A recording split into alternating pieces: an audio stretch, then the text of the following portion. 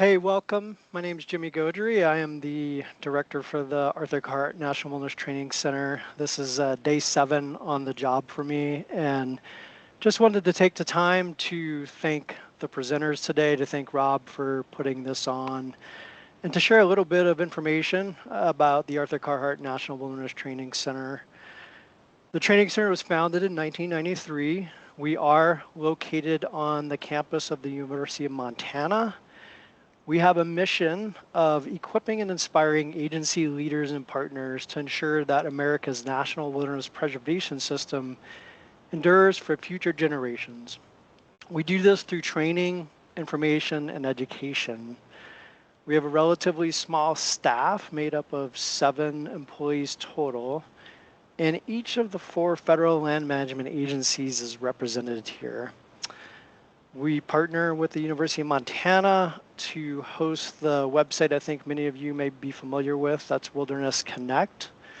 And in any given year, we host 4 to 5 in-person regional stewardship courses, but we also host unit workshops that are tailored to your specific needs and webinars such as this.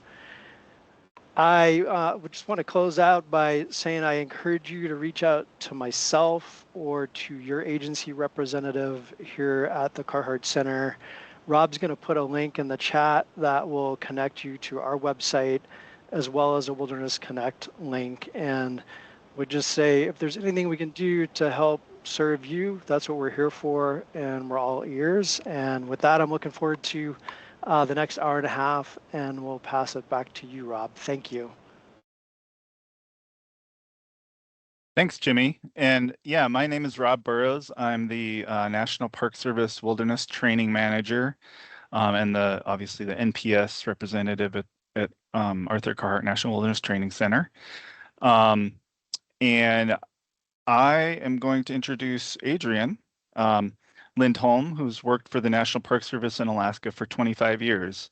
She oversees the Wilderness Stewardship Program and co-leads the Wild and Scenic Rivers Program for the Alaska region. Thanks so much, Rob. I'm going to provide a brief introduction to our efforts in the National Park Service Alaska region to reimagine the wilderness idea in a way that's more inclusive, as well as our efforts to work more collaboratively with tribes and local communities. The U.S. wilderness designation is unique among federal land protection models in several ways, including the scale of preservation, prioritizing human-powered access, and the concept of approaching the land with humility and respect. All National Park Service designated wilderness in Alaska was designated through ANILCA, or the Alaska National Interest Lands Conservation Act. That law assures the continued access to and use of traditional homelands by providing for the continuation of subsistence activities, reasonable access to subsistence resources, and a preference for subsistence harvest over other consumptive uses. However, subsistence activities were not authorized in some of the parks, and Glacier Bay is one of those. So when we get into the Glacier Bay case study, keep in mind that in that respect, Glacier Bay is more similar to a lower 48 park. To strengthen the wilderness concept for present and future times, there's a lot we can do now within existing sideboards of law and policy to better position the wilderness concept for a modern day multicultural America and a modern day world that better aligns with, honors, and integrates Indigenous wisdom. Park Service staff in Alaska have done 4 things to make wilderness more inclusive. The first is co-stewardship, and this is what the Glacier Bay presenters are going to focus on. I'm just going to add that the Alaska Region National Park Service currently has 45 new modified or expanded co-stewardship agreements that represent every major Indigenous group in Alaska. Number 2, use plain language. Park Service staff in Alaska are using plain language to talk about wilderness character and wilderness values in ways that resonate more broadly. One example of this is looking at some common terms in the Wilderness Act. Untrammeled, of course, is a very important and also sometimes confusing word in the Wilderness Act. The definition of untrammeled is often misinterpreted to suggest that wilderness has no human impact and that agencies will never modify or restore any component of an ecosystem. When we're looking for ways to describe the untrammeled quality of wilderness, it's accurate to say that if you look at the plain language column there, that wilderness is a place where people practice humility, respect, and restraint in relating to the natural world.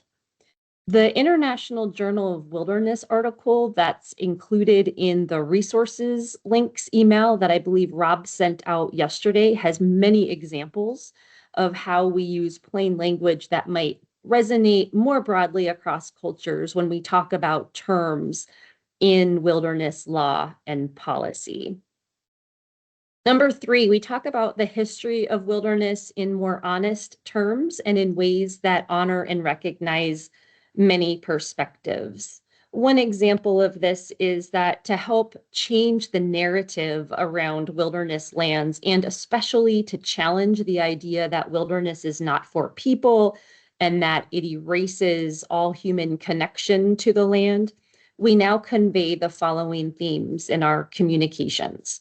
Wilderness stewardship builds upon the legacy of shared connections between people and the land.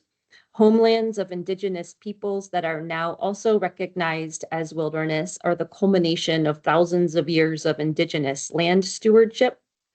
People belong in wilderness and can find many ways to use and value wilderness lands and waters. These points are also in the International Journal of Wilderness article, as well as the one-page web article that's also part of that resources document if you want to reference that. And finally, using inclusive imagery and language. One example of this is how the Alaska National Parks recently updated all of their web pages related to wilderness to make the text and imagery more inclusive and promote images of wilderness that include different people in terms of race, gender, body type, who have different abilities, who participate in different group sizes, and who connect with these places in a variety of ways. Each park's wilderness page now speaks to cultural resources as well as homeland. In Alaska, the wilderness designation protects subsistence resources vital to food security of rural residents, medicinal plants and other materials essential for traditional ways of life. Wilderness provides refugia, helps stabilize the climate, and avoid species extinctions where the impacts of climate change are some of the most pronounced anywhere in the world. It is going to take all people and certainly collaboration with and learning from the original stewards to care for these special and sacred places for generations to come. And I am going to pass the baton now to Rob and the other presenters to share how Glacier Bay and the Hoonah Tlingit are doing just that. Thanks, Adrienne. Yeah, I just want to mention and acknowledge that the Glacier Bay Interdisciplinary Backcountry and Wilderness Management Planning Team won the NPS Excellence in Wilderness Stewardship Team Award in 2024. They were recognized for exemplifying a commitment to preserving the wilderness character of those lands and an unwavering devotion to help connect people to their wilderness heritage and the benefits of an enduring resource of wilderness. I'm going to turn it over to some of the members of that team to introduce themselves and carry on with the presentation. Darlene? Yak yek sitini to cut yahan, gonna cheesh hot yadi, ade nakat newu. It's good to see everyone. Well, see your initials on Facebook here. Thank you for inviting me to be here. And I also said, please forgive me for any mistakes that I might make. It's traditional that and important to say that before you begin. Don't need to or don't want to offend anyone. Good day at two. Kudadang Kla, Yufatu South, my Tlingit names. I'm Tlingit and Inunga. And I live and work in Hoonah. I work for the federally recognized tribe, the Hoonah Indian Association. And happy to be here with Chish. And Mary Beth and Sara will introduce themselves as their part of the presentation comes up.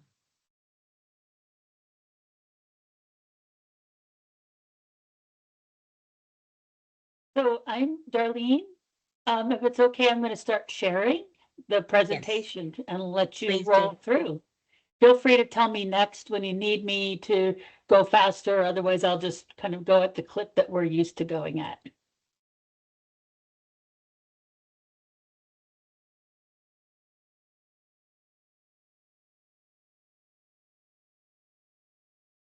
The beginning of the slideshow here is walking in our ancestors' footsteps.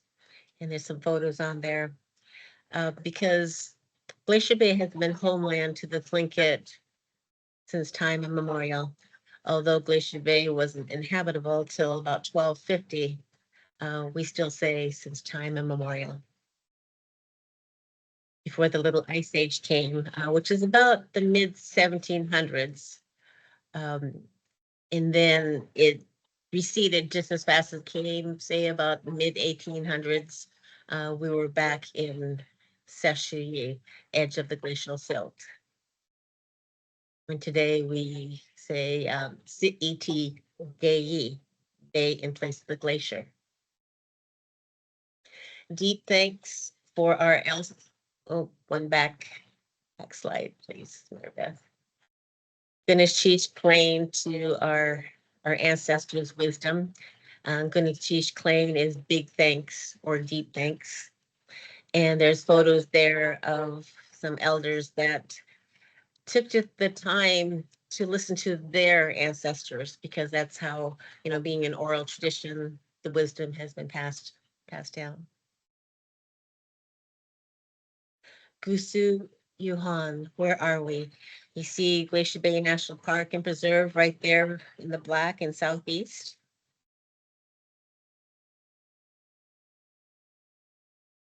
And Tlingit homeland I mentioned. Pre-Little Ice Age, here's an open marsh land where the land was different before the Little Ice Age. And one of the main reasons we're there is because of all 5 different types of salmon were there, and they're in there fishing. And that was our primary food source. And so many other foods that supported the Tlingit, not only physically, but spiritually for centuries. Then again, it's repetition here until the ice came down and we were forced to leave our homeland and look for elsewhere to live because of the significant change with the ice age.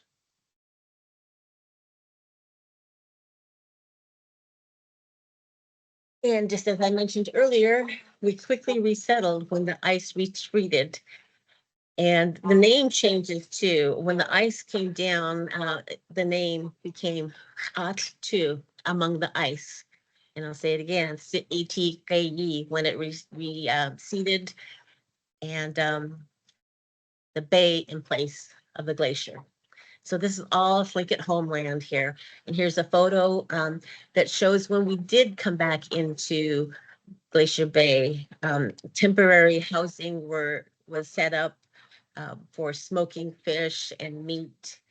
And you'll see people having to use what you could use to make these structures. There's our mode of transportation with canoes, and there were other things that were brought in there too, as well as canneries. We won't go into that part. We shaped the land, and the land shaped us because we're all a part of it. We believe everything has a spirit, both animate and inanimate objects, and so to have true balance, the Tlingit are all a part of the land and everything. Yeah, excuse me. Here's a photo of sea otters, and our people believe true balance needs to be there, and we have often said that when you take man out of the equation, there is an imbalance. And when our people were no longer able to hunt sea otters, there became too many. And to this day, you can't get any crab in Glacier Bay. And at one time, it was abundant. But that's an example of things being unbalanced. And we have a present there purposely. You'll see various petroglyphs, excuse me, and some rock cairns. There's, in the next slide also, there's some CMTs, culturally, excuse me, I just came from this huge meeting. My mind is not on this. So culturally modified trees, please forgive me. That's another reason why we say Nafaknu in the beginning. Please forgive me for any mistakes that I might make. And Mary Beth, please feel free to jump in anywhere you like, or anything that you would like to add. Okay. Our presence is intangible. In this photo, the Chukanadi are doing a ceremony, important ceremony at the face of the glacier, because I won't go into their history with the Chukanadi, but their oral history that belongs to the Chukanadi about the ice coming down and chasing our people out. And so ceremony and songs that were composed during this tragic time are done. And usually there's not a dry eye when this is happening, because with the oral history, and we all have relatives that are all connected. We feed our ancestors because they are there. They're there. They're no longer living, but they're still there with us spiritually, and us feeding them. You see a plate of food there, and our ancestors' names are called out as the food is released into the water, which is very important. Very important. It's important for our ancestors to know that they are still cared for and they are still remembered. We're spiritually pleasant. The top photo is Aslan, Mount Belvedere, which is a sacred mountain to the Tlingit. And below there's some various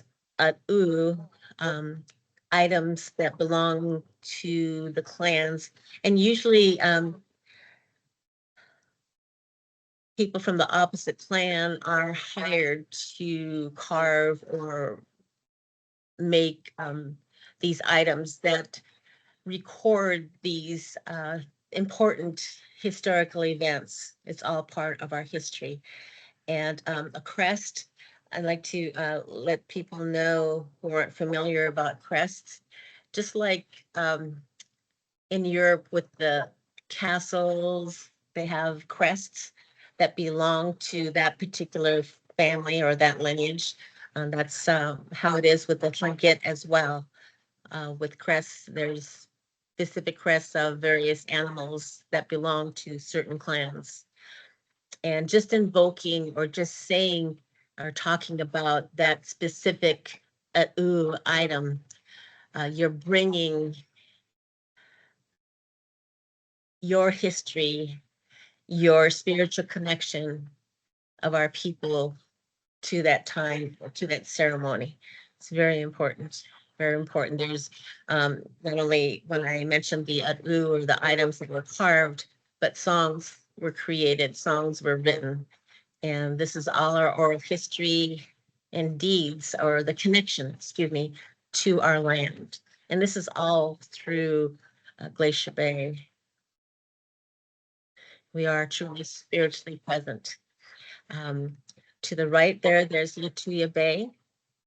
And there was a large tsunami, actually over hundreds of years. There were several here and there that washed our people out. And there's the robe to the left there that was created to document that oral history. The lower left, we're there, and the young ladies are learning how to dance to the wave song that talks about this important history, about our people being washed out, but also in the second verse, our people surviving. Our kin are always present. I mentioned that the various animals are our crests, sibs, and they populate the landscape. All things have a spirit. Here's that saying again. And these spirits are our kin. And we're never alone, never alone. We truly are walking in our ancestors' footsteps, our footprints. And whether they're living or non-living, you know, various ceremonies that have happened, many people at various dedications truly can feel our ancestors, and they have that connection, and it's so powerful. Here, there's a young woman, Leah, as a matter of fact. She's hunting seal, and this is a seal front, or rocks were piled up by her grandfather. So important to be taking youth to places that were still used, that were used long ago, excuse me, and are still used. We have no word for wilderness. Yanshuka, way down the shore. Aska too, into the trees. Pot too, in the dense brush. No word for wilderness.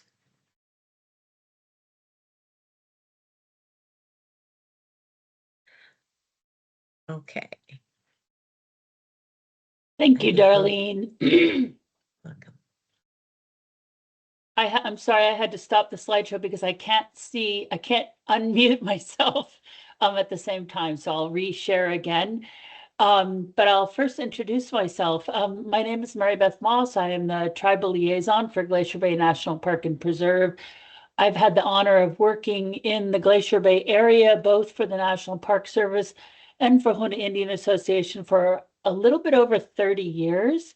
And I have the deep honor of having been adopted by 2 Tlingit clans, and also naturalized as a tribal citizen in recent years. So I'm really grateful, as Darlene is, as she mentioned earlier, for all of the elders who have been willing to share their wisdom. And also, I'm very grateful for all of the Park Service elders, if you will, who have shared their wisdom. And I want to give a shout out right now to Tom Schaff, our superintendent, who has been just an amazing support for our efforts in Glacier Bay to support homeland values. So Tom, can you just say a quick hello if you're still there?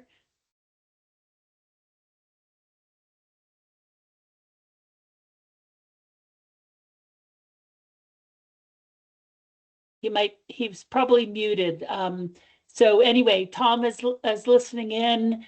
And again, a shout out to him. And I also want to say, I'm sure many of you listened to the town hall today. And I, of course, would be remiss if I did not show deep gratitude for Deb Holland and Chuck Sams over the last 4 years, who have certainly supported all national parks in their efforts to build relationships with our partners and recognize homeland values. So with that, I'm going to jump back to the presentation. And I want to start with a really quick little snippet of a film that will frame my section of this presentation. So some of you may know that Glacier Bay National Park erected a healing totem pole, Yana Kutia, some years ago. And this pole was erected at a time where there were lots of other monuments being taken down in the United States, controversial monuments. And we chose to actually erect this totem pole in partnership with Hoonah Indian Association to tell the story of our evolving relationship. We have many people who say to us, how did you get here? How did you get to this place where you could be partnering with a tribe and where you could be developing a wilderness management plan that incorporates homeland values? And the healing totem pole is kind of our metaphor for how we got there. So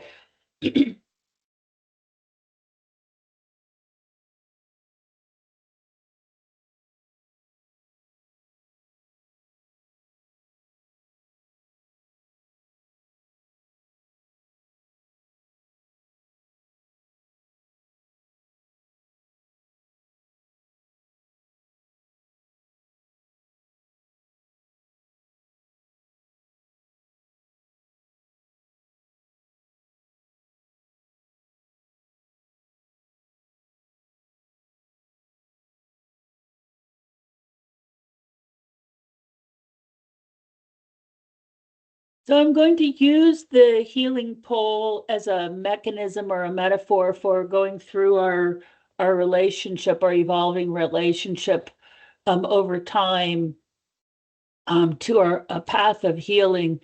And without going into too much detail, because Darlene has already shared all of this with you, if you look at the bottom of the totem pole, and we always start at the bottom of a totem pole and read upwards, at the bottom of the healing pole is this wonderful rich landscape that Darlene described to you as Tlingit homeland before the Little Ice Age. And then as you move up the pole, you can see this this glacier face, this form line design glacier face that describes the glacier moving and coming over all of the tribal houses or the clan houses that were in pre-Little Ice Age Glacier Bay. And then above that glacier face are fish drying racks and canoes that depict the Tlingit return to homeland, which we think was probably as early as the 1850s. And then the middle feature of the totem describes a very painful period right after monument establishment and then the expansion of the national monument in 1939, where there was a time period of miscommunication, no communication, and estrangement. And in the totem, this period is captured by this kind of frightening looking form that's a faceless, soulless being with too many hands.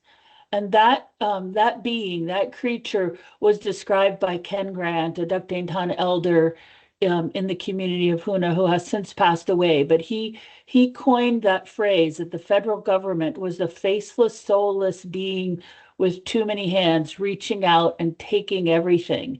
And so this period of time from 1925 up until the 70s was a very challenging time for the National Park Service's relationship with the people of Hoonah. They literally felt locked out of their homeland. Elders' tears were evident. And you can see those tears here captured in the monument, in the totem pole here. Ken Grant also talked about this time period as the second Little Ice Age. Adrienne described that Anilka was the legislation that established wilderness in various parks in Alaska. And you can see that for the people of Hoonah, Anilka was not something to celebrate. It was it was a second little ice age. It was an act that that in their experience forced them figuratively and literally from their homeland. When the park began to have a sense that we had alienated traditional people from the homeland, we reached out and attempted some very small projects, some small, easy projects, including the development of a place names map with folks in Hoonah, and you can see that printed. It's now a poster-sized printing. We did some filming of berry picking because berry picking was something that was still legal in the park. And we implemented NAGPRA in the park. We assisted with the repatriation of shamanic remains. So those were initial projects that we took on to try to begin developing a relationship. And what followed then was a series of what I call listening years where we invited people to come over to Glacier Bay, or we went over to Hoonah and just listened. And the photograph here is depicting a 1997 traditional ecological knowledge workshop that we sponsored, and myself and two elderly women. And we heard during that workshop that what people were very interested in was the return of various traditional activities that they were no longer allowed to participate in, including the harvest of glaucous-winged gull eggs, harbor seal hunting, mountain goat hunting, and cultural fisheries that they had participated in. So shortly after that, we developed a memorandum of understanding. This is Ken Grant on the left with Hoonah Indian Association and Jim Brady, the superintendent at the time. And the development of this MOU was so significant to the people of Hoonah because they viewed it as the first time that the National Park Service was acknowledging that Glacier Bay National Park was homeland for the Hoonah clans. And you see this MOU memorialized in the healing pole as a scroll that's being held open by two hands, a hand on the bottom and a hand on the top. We began some other more significant programs shortly after that MOU, a series of what we call Journey to Homeland trips, where we brought youth and adults back to homeland, ranging from single-day trips to pick berries, as I mentioned before, to week-long adventures with high school students, visits up to the glacier face. And those Journey to Homelands are captured on the healing pole by the canoe, traveling over waters that are a little bit calmer than the waters that were depicted farther down on the totem pole. And then, as many of you know, in 2014, we completed a legislative environmental impact statement following legislation that was introduced into Congress, and glaucous-winged gull egg harvest was authorized and is in fact ongoing now. It is managed by the Hoonah Indian Association, and Darlene can share more about that with you. So that was the first dream that was realized by the people of Hoonah. They had expressed that to us in 1997, and by 2014, we had established that program. We also undertook some what we call personnel exchanges. So here's Ken Grant again, and he actually was hired by the National Park Service and came to Bartlett Cove and worked with the National Park. And at the same time, I went across the waters and worked for Hoonah Indian Association so that we could see through each other's eyes, essentially. 2016 was another landmark or hallmark for our relationship. We had built and dedicated the Hoonah Shuka Hit, Hoonah Ancestors House, the tribal house that still stands in Bartlett Cove and is managed today by the Hoonah Indian Association. And we also have developed a unique relationship with Hoonah Indian Association to develop and operate a culture camp at a sacred site in Chukanhini. This was a previous native allotment that the National Park Service was able to acquire, and we reserved rights to the Hoonah Indian Association. This parcel of land is not in wilderness. And so the tribe will be able to, and is in the process right now of constructing tent platforms, food caches, outhouses, and so on, to operate youth culture camps that we hope will begin this summer. All of these things have been done through cooperative agreements and co-stewardship agreements. And again, this sense of partnering together to hold up the culture is embodied at the top of the healing totem pole, and also embodied in our new logo that represents programs that we manage collaboratively between Hoonah and the National Park Service. And the most recent things that we've done in cooperatively have been to develop a portfolio of park management plans, including the front country management plan, the backcountry management plan, and a marine management plan. And Sara is going to share more with us about the marine management plan. I'm sorry, about the backcountry wilderness management plan. Thanks, Mary Beth. I'm Sara Doyle, Outdoor Recreation Planner, Glacier Bay National. Can you hear me? Sorry, do you want to mute? Okay. Sara Doyle, Outdoor Recreation Planner, Glacier Bay National Park and Preserve. I'm honored to be here today to live and work in Hoonah Tlingit homeland, and also to have the opportunity to work on Glacier Bay co-stewardship efforts with tribal partners. In my part of the presentation, I'll share some of the elements from our team efforts working with the Hoonah Indian Association to move the needle on more inclusive management planning for wilderness.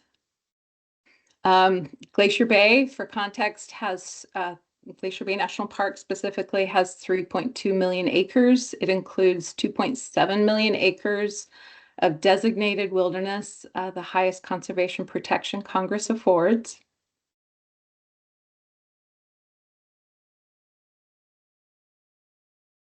And in 2019, when we began planning with tribal partners, a real cross-cultural challenge was how to talk about wilderness legal management frameworks.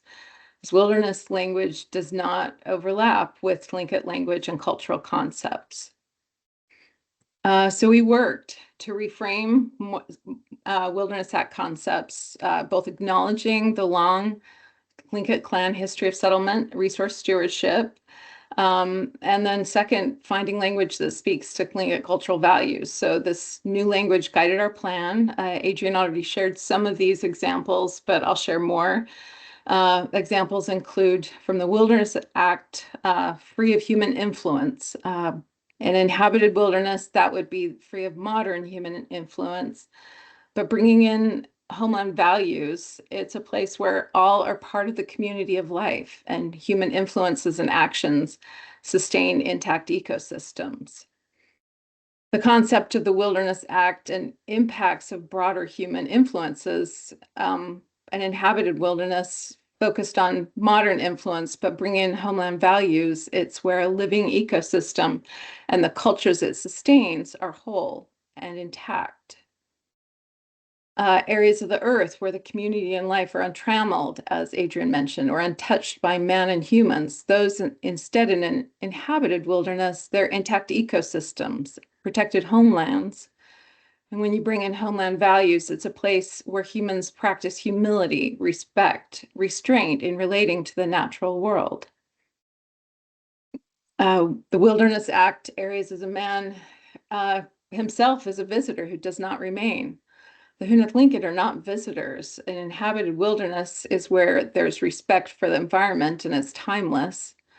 Bringing in homeland values, it's a place where human behavior reflects respect for future generations. And primeval, an inhabited wilderness, that's where the human experience is timeless. And in homeland values, it's a place that engenders deep, meaningful, personal connections to the land, water, sky, and the spirits and ancestors, as Darlene talked so eloquently about earlier. So early in the planning process, we went to Hoonah and asked, what do you want to see for the future of your grandparents' land? As a result, completed in 2023, we finished a backcountry management plan. It meets the policy requirements, including of the Wilderness Act. It's a collaborative vision for providing for visitor opportunities, managing visitor use, and it also incorporates Tlingit homeland values and wilderness management.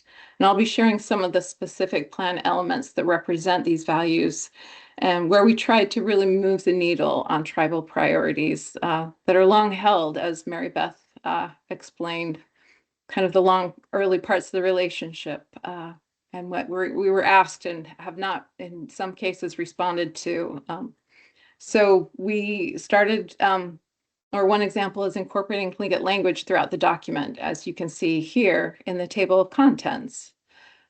We also translated management terms into Tlingit, and then we had to translate them back again into English.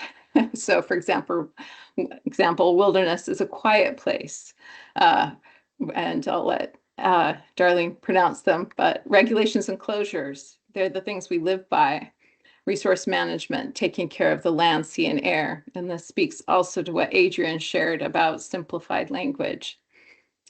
We also have Tlingit names for management zones. So our wilderness waters, our marine waters, Tlianka, where we provide kind of descriptions of some of the places. We also have sections included that provide a direct Tlingit perspective.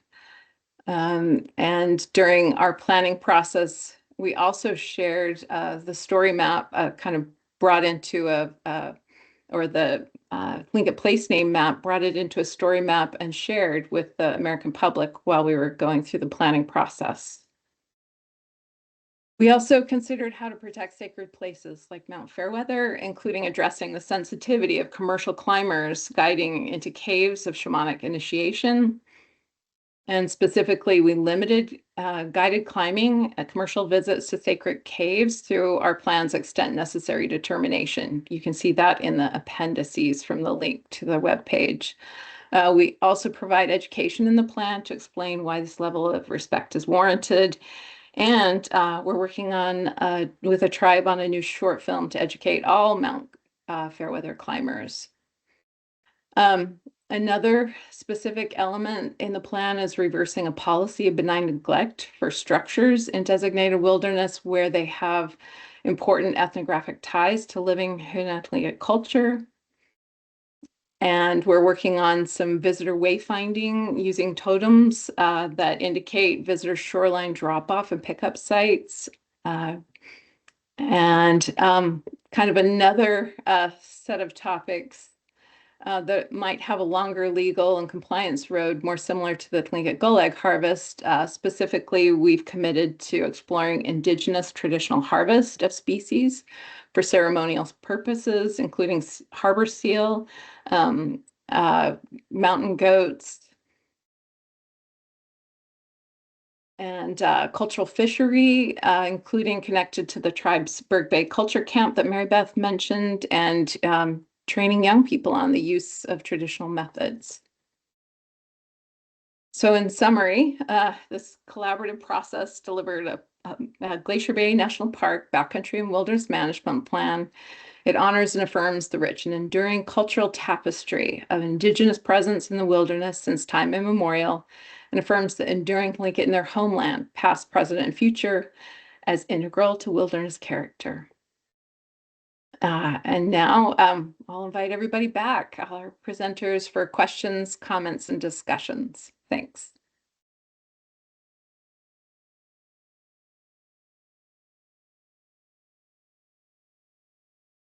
Thank you, Sara.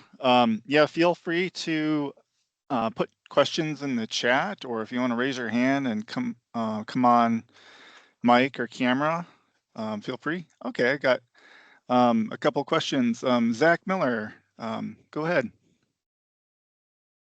See everyone. Great presentation. I've got two questions for you all, and they may be related or maybe not. But the term visitor, um, a lot of tribal and cultural use of parks aren't necessarily defined as visitors. So how did you navigate that within this planning process? And then my second question, somewhat related to that, is the National Park Service has a legal requirement to identify visitor capacities. How did tribal perspectives inform things like visitor capacities within the context of use and all those other kind of things? So I can put those in the chat if those weren't clear enough, but those are my questions. Mary Beth, do you want to talk about it? I'll just mention we had a very formal process since before we were doing any planning of consultation. And it was kind of throughout the whole planning process. And Mary Beth, you want to take that on? Well, I'll certainly take on the first part of it. So absolutely, yes. The Tlingit people are not visitors to their own homeland. And so we have long been very, very careful to not include them in the visitor use category in many ways, including, for vessel entries, for example, that are required for other visitors. There's a tribal use access. The document, I hope that we edited it very carefully so that there's no overlap between mentions of visitors and mentions of tribal members. We always separate those two out. Your question about capacity, I'm hoping I'm understanding your question, but I believe you are asking, did the tribe view visitor capacity as an issue? Is that your question, or was it the other way around? Actually, Mary Beth, I might have to take kind of the part of the question that I think you're asking, which is the legal requirement to, when you do a management plan, to make sure that nothing you add changes the capacity in a way that means you will compromise cultural or natural resources as per the Organic Act and other legislation. And in that case, that legal framework was informed by everything we did with the tribe. We did social science that we communicated and worked with the tribe several years prior.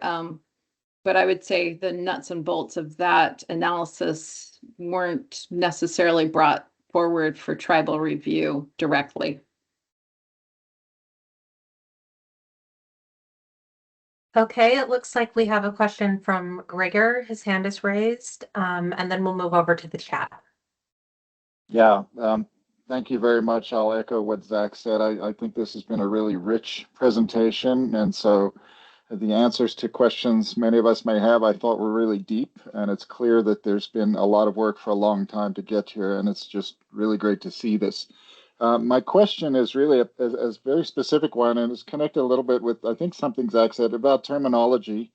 And in particular, what I was noticing was the sort of change in the wilderness language and reference to modern human impacts. And my question is, I've had to try to do the same thing. How do you distinguish sort of modern mainstream culture stuff with modern indigenous culture? And so my question is about that word and about how you thought about language to make these distinctions, and because I think it's really difficult and there's almost nothing perfect, and you have to kind of operationally define these things. And I'll stop now, but I would be interested in hearing a little more about how you thought about making these distinctions and what words you use.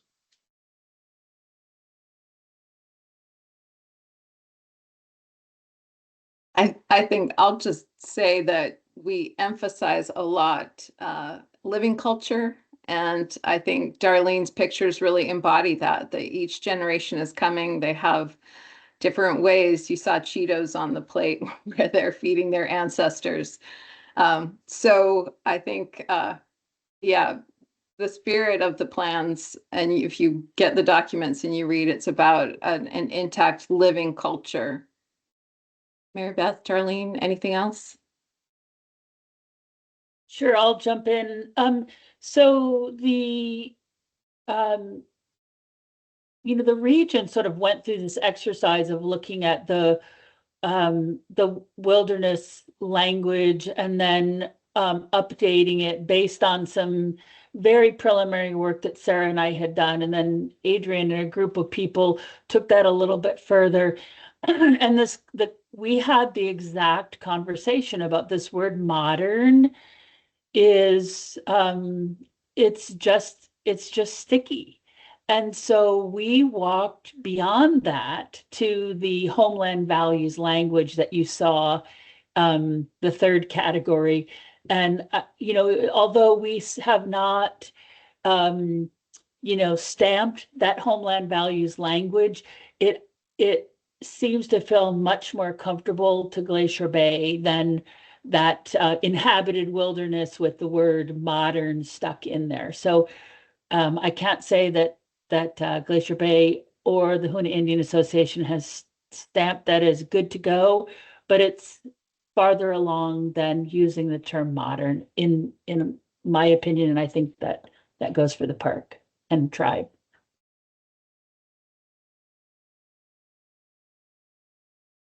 Okay, we will move over to the chat now where we have a question from Scott Indigo. The question is, NPS hiring promotion structures generally favor movement between parks. Do you have any takeaways for building and maintaining relationships with tribal partners through changes in park staff and management?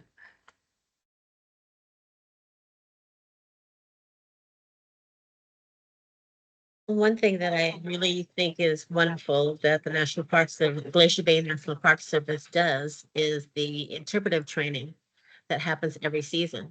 The Tribal House Working Group puts together things that we would like to bring forward to provide training to new and returning Park Service interpreters. And that also includes cultural sensitivities. It's just a great partnership where the Hoonah Indian Association is really thankful for the openness that the National Park Service has for bringing training. And that I really think helps with authenticity, if I may say.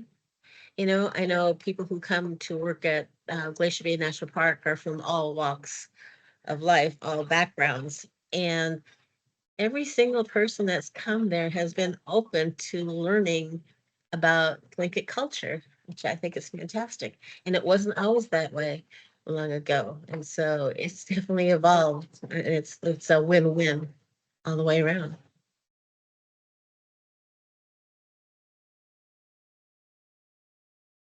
Are we ready for the next question?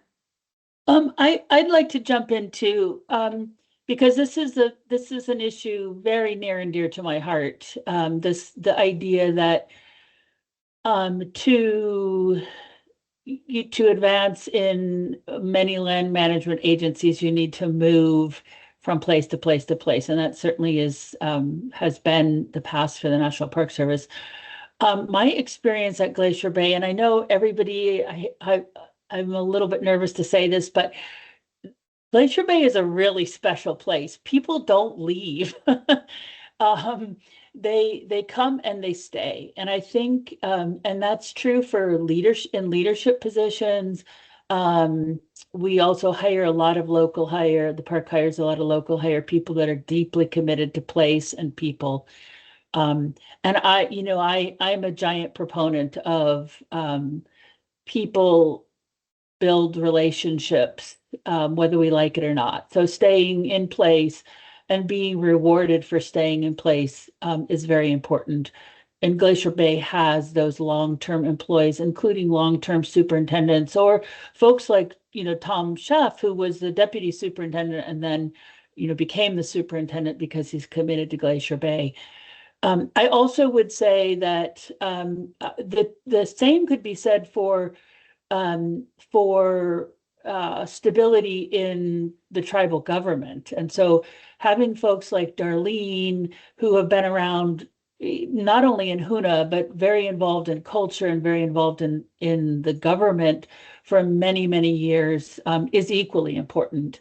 There tends to be a fair amount of turnover at the tribal level, as well as at the federal government level. So finding ways to support, support long-term tribal employees is also very important. And at Glacier Bay, we do that in part by transferring funding to the tribal government to hire people like Darlene, and making sure that they are have the financial stability, that the tribes have the financial stability to hold on to good employees. So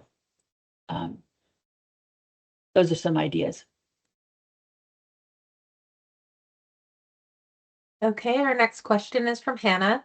How do interpretation and education programs look now that these projects have happened, are happening? What does that communication look like with visitors and school groups?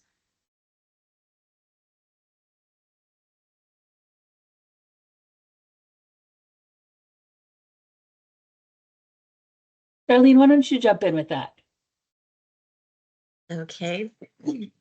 Well, Mary Beth mentioned the cooperative agreements that the National Park Service, Glacier Bay National Park Service has, not only with the tribe in Hoonah, but also Hoonah City Schools. And it's fantastic, because we need to keep the younger generation connected and involved. And there's so many various different journey to homeland trips that happen. Even though Glacier Bay is only about 30 miles away from Hoonah, it's hard to get there. There's the ferry, there's a schedule. Housing is also a big issue, and I'm getting into the weeds of this, but it explains the importance of these cooperative agreements, because if it was just up to the tribe or the school to come up with the funding to get people there, it definitely wouldn't happen as often. And we're thankful for these cooperative agreements that make it possible to keep connections to homeland going. Thank you, Darlene. I'd also add that the tribe has been very active in defining cultural messaging for Glacier Bay National Park. So there was quite a bit of work done in the early 2000s up through 2006 and 7, where the tribe actually developed interpretive messaging and themes that they were comfortable with being used in Glacier Bay, specifically in the tribal house, but also in places outside of the tribal house. So those themes guide interpretation in the park. Very importantly, the cultural interpretation at the Hoonah Tribal House, which is open throughout the visitor use season, is provided by tribally hired cultural interpreters that are overseen by Darlene. So the tribal house interpretation is tribally presented. And the park also has a very unique three-way agreement with the tribe, Hoonah Indian Association, and a nonprofit group called Alaska Native Voices Educational Institute.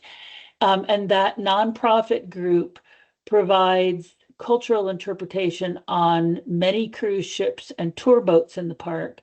And they do it in collaboration with Hoonah Indian Association, so that we are certain to maintain the cultural messaging that is vetted by Hoonah Indian Association. I do know that Matthew Cahill, who's the interpretive lead for the park, is heading into a planning session this winter to look at, I think, revisiting the park's interpretive plan. And he has expressed his intention to do that in collaboration with Hoonah Indian Association and Yakutat Tlingit tribe, which is a tribe that has traditional ties to the preserve portion of Glacier Bay National Park and Preserve. So hopefully that answers your question. Okay, so it looks like Rob posted a link to the article that you mentioned in the International World of Wilderness. And then there was a question from Mark that I believe went with that request. And he asked, how is Glacier Bay National Park incorporating Indigenous voices in the Wilderness Minimum Requirements Analysis Framework?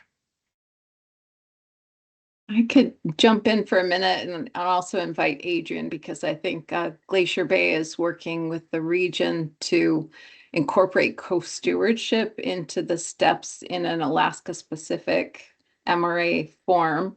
But I would say that because this is actions based on relationships, when we do the wilderness analysis, we have a pretty robust tribal consultation and interdisciplinary team process that considers a lot of the cultural and homeland values and concerns. So I'd say it's baked in. Adrienne, do you want to mention anything more about kind of your work? Yeah, sure. I mean, like you said, Sara, it's really up to every park to do the appropriate amount and level of consultation, kind of project by project.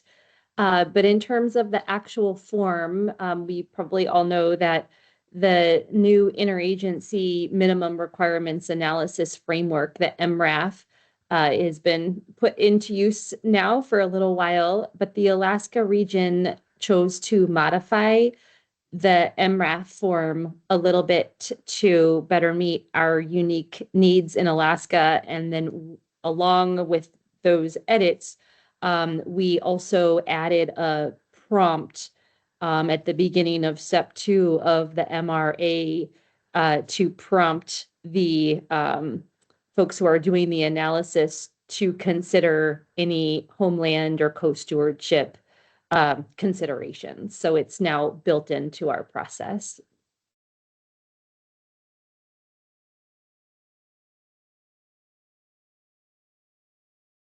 Okay, we have another question from Zach. From a co-stewardship perspective, how are tribes helping to implement the plan now that it is done?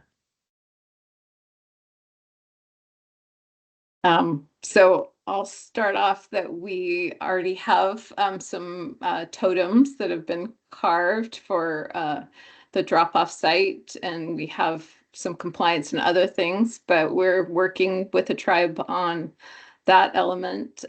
We're also starting conversations this winter about potentially, could be a long legal road, but seal hunting, we're losing some of our last capable elders who have traditional seal hunt experience and ethnographic knowledge. So we're starting some of these conversations, but capacity is always an issue, and Darlene and Mary Beth work very hard. So I don't know, what else would you guys say been able to work on or tackle together?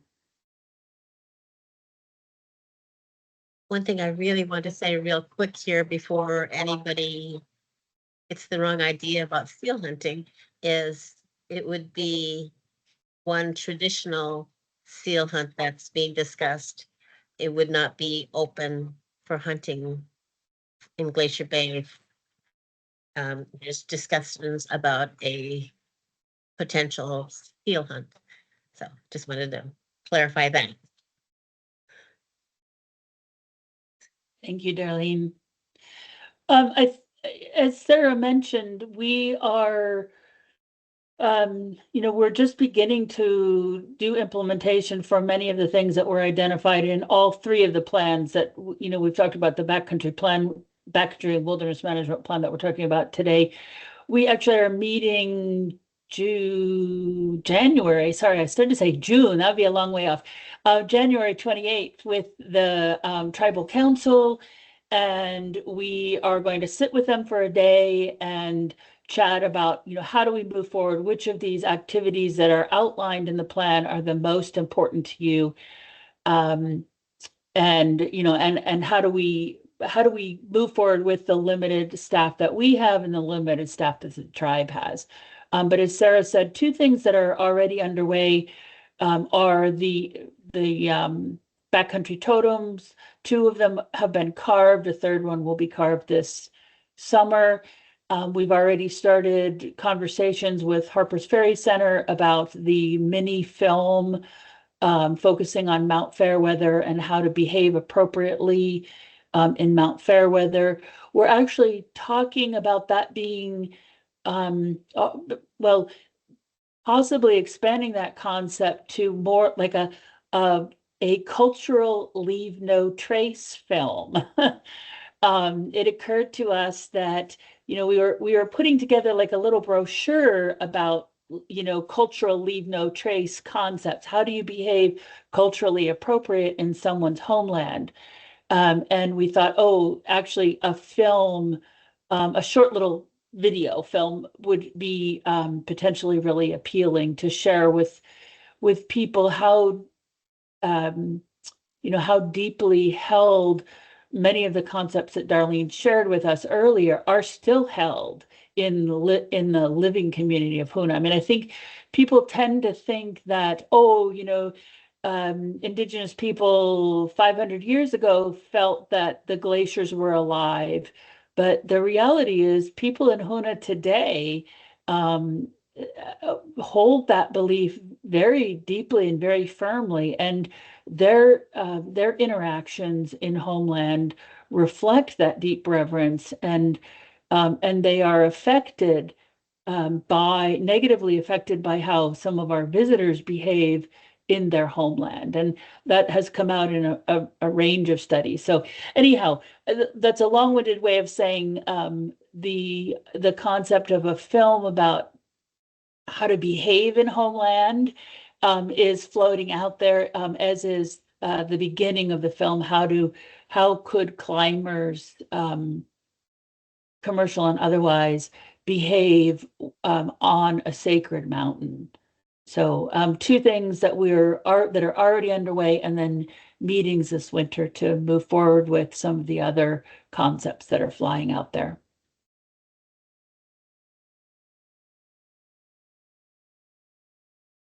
Our next question is from Kevin. Do you have any agreements with the Hoonah Indian Association that share park revenue with the tribe in order to fund tribal participation in wilderness stewardship? And if so, could you share those agreements?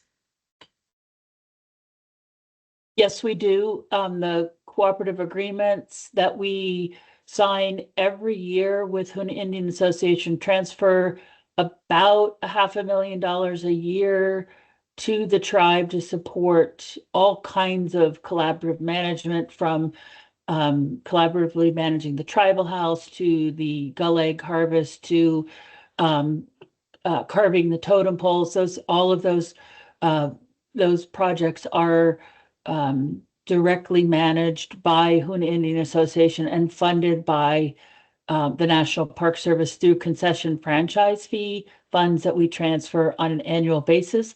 And I'd be happy to share example cooperative agreements with whoever would like. So message me or put your information in the chat, and I'll get example agreements out to you. We've been signing these agreements since 2009, Darlene, I think. Since 2009, every year. We also have similar agreements with Yakutat, Tlingit Tribe, and also with Hoonah City Schools.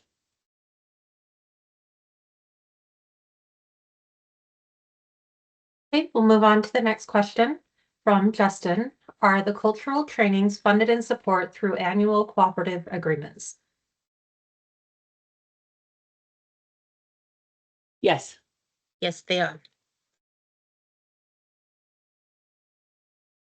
Okay, moving on to Erica's question. She said, I absolutely love the update in the wilderness terms. I missed where can they be referenced? Also, can other forests use those terms for describing wilderness? So I'll just start by saying we didn't explicitly write these out in our plans. We really kind of use them as a foundation for all of the work. I know that the article with Glacier Bay as a case study that Adrienne provided a link to has some of it, but this presentation was also recorded.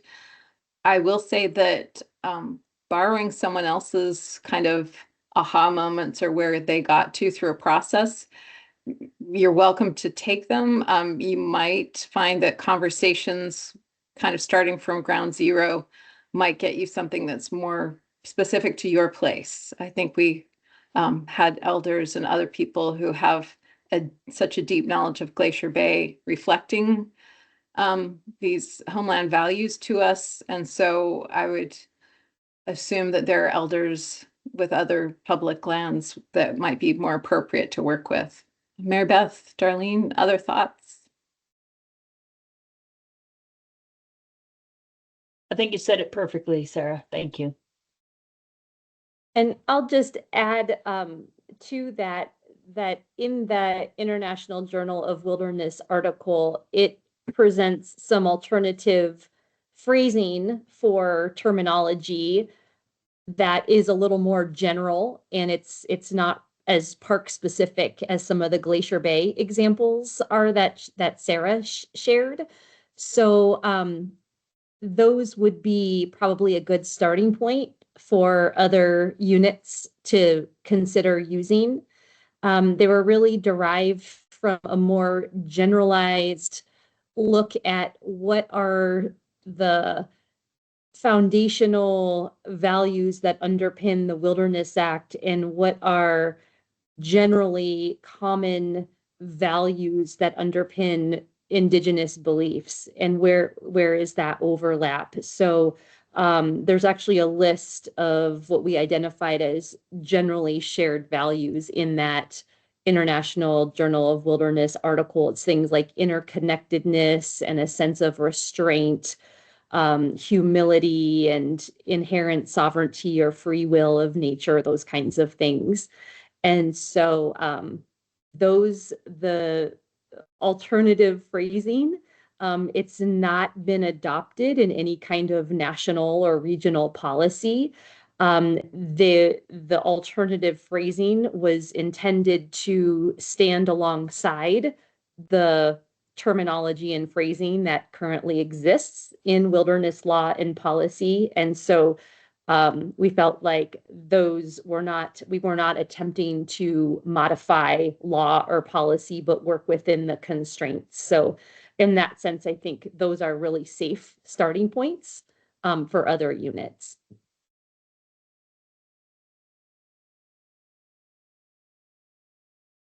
Our next question is from Pete. Oh, sorry, go ahead.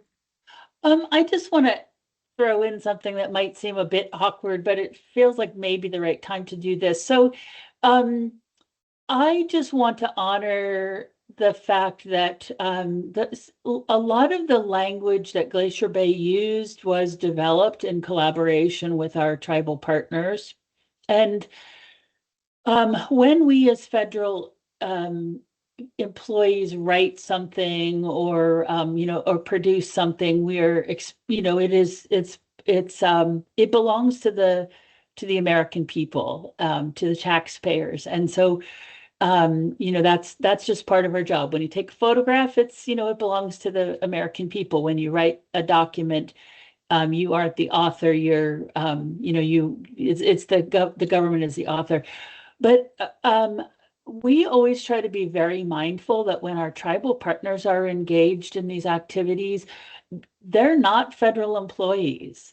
And they are not funded in some cases, well, in most cases by American or by taxpayers. And so if folks do choose to borrow some of this language, it is appropriate to recognize even the beginnings of work that have been done by people who are not federal employees. So I just throw that out there for people to be mindful that if you're borrowing, especially from things that have been developed by another nation, that we pay due respect to those folks. We're supposed to be egoless in the federal government, but we really try to honor all of the elders that have shaped our thought processes at Glacier Bay, and those living representatives as well. So anyway, just a little thought. Okay, now to the question from Pete. Is the Hoonah Indian Association the only tribe, nation, indigenous group with traditional ties to the wilderness portion of Glacier Bay National Park and Preserve? Yes, yes, the Hoonah Tlingit have the main four original clans that have ties to Glacier Bay National Park. And that's what the agreements that happen though, it's between the National Park Service and the Hoonah Indian Association, the federally recognized tribal government for Hoonah. And Mary Beth, something else to add there? Please forgive me, Darlene. So there is not total agreement on this, and that is that's another challenge in land management, and I'm sure those of you from the lower 48 experience this in spades. But the Yakutat Tlingit claim Yes, I'm sorry. some parts of the outer coast, and there is not total agreement on where their territory begins and ends. And so Glacier Bay openly consults with both Hoonah Indian Association and Yakutat about territory on the outer coast of the park, because the tribes have not, the tribes both claim portions of that area. So there is some wilderness on the outer coast that is also claimed by the Yakutat Tlingit clans. And Mary Beth, Please forgive me for forgetting about our Yakutat neighbors on the outer coast. And the National Park Glacier Bay also planned a journey to homeland trip to bring representatives from both peoples to come together. How could I forget? and Mary Beth, do you want to mention the ALSEC, even though it's kind of a boundary of the wilderness? It's also another connection relationship. Sure. So Sara's mentioning the Alsek River, which flows through the preserve portion of Glacier Bay, and it is claimed by the Yakutat Tlingit. It was a travel corridor or a trade corridor for them, but it's also claimed by the Champagne-Asiatic Nation First Nation in Canada. And so we have that unique opportunity to work with our Canadian neighbors as well.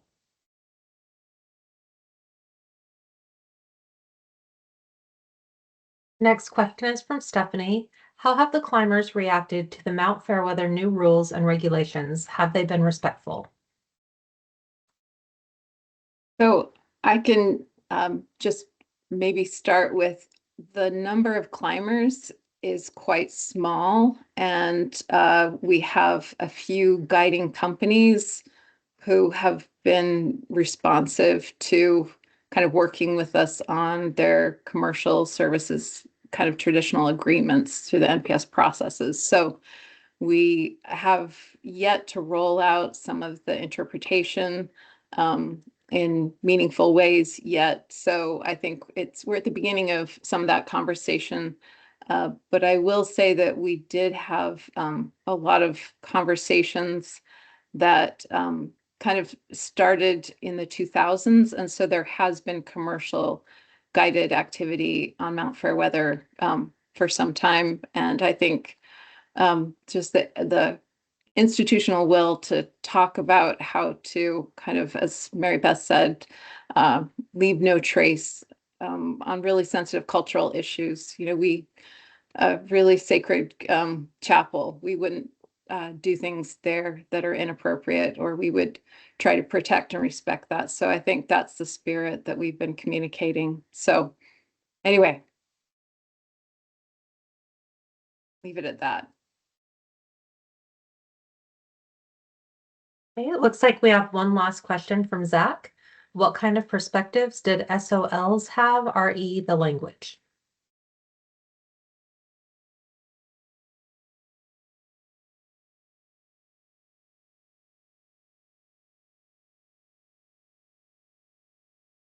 I think Sara might have froze. I can elaborate if helpful. I'm just with the language of the Wilderness Act and the definitions and expansion of it. I was just curious. Was there a lot of like SOL involvement, solicitor involvement with things? Were there a lot of opinions on it, or was it a pretty for lack of a better word, safe playing space? Okay, I'm here. I will say that we followed a pretty rigorous team process with a lot of subject matter expertise, and the Denver Service Center had project managers and folks who made sure that they did thorough reviews and might have flagged things, but I think you won't see in our document something that, as Adrienne says, goes outside the law and policy of the Wilderness Act. We had a lot of participation at the national regional level from wilderness experts and others. So I don't know that we had solicitors, but I think we were really trying to create a richer concept, bringing in elders' voices and homeland values, not depart from a legal framework. Does that make sense? Yeah, thank you. I am not seeing any additional questions at this time, so I think I will pass it back over to Rob. Thank you, Holly, and I'd like to acknowledge Holly Metzger. She's our acting administrative officer at Carhart here. Appreciate your fielding the Q&A session, Holly. Thanks to all of our speakers, Adrienne, Darlene, Mary Beth, Sara. Really appreciate your time. This has been really insightful. I'm excited we got to do this. We will work on getting the recording of this posted, probably on wilderness.net. I'm not sure exactly how long it will take, but if you registered for the webinar via the Microsoft form, I will use that email list to send out updates when we have the recording posted. So thanks again for attending, and I will put a link about the Carhart Center in the chat as we exit, and yeah, thanks all.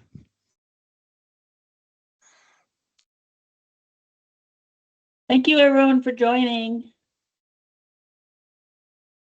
Thank you. Yes, thank you, everyone. And Chish.